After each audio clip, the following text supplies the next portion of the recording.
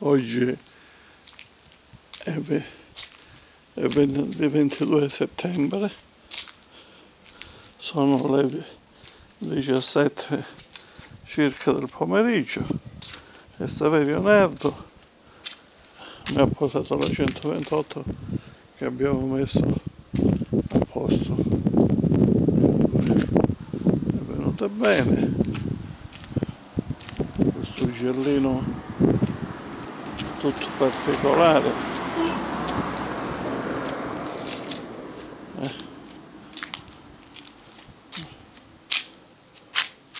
Un uccellino oliva.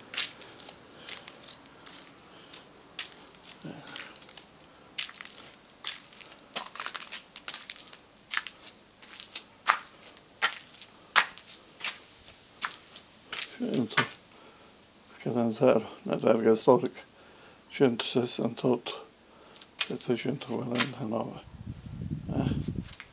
Fiat 128 Special.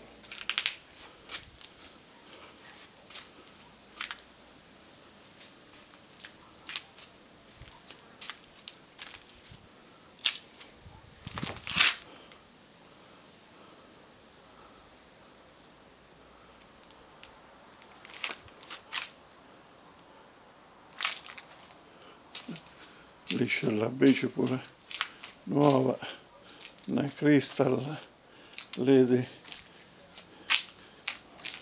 Mare, che la fanno a Busto Arsizio, che ho preso da Iamella Montepaone un mese fa, l'ho pagata 159 euro, una bella bicicletta.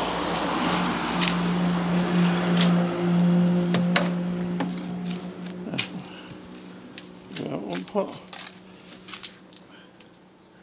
vediamo di dentro come si presenta. Ecco qua.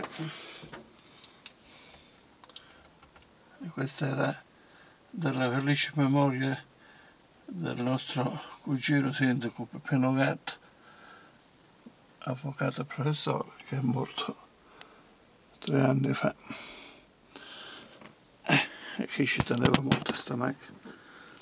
Poi me l'ha venduta a un buon prezzo, 1.200.000 lire mi pare. E poi 100 me l'ha pure lasciate dal notaio Naso.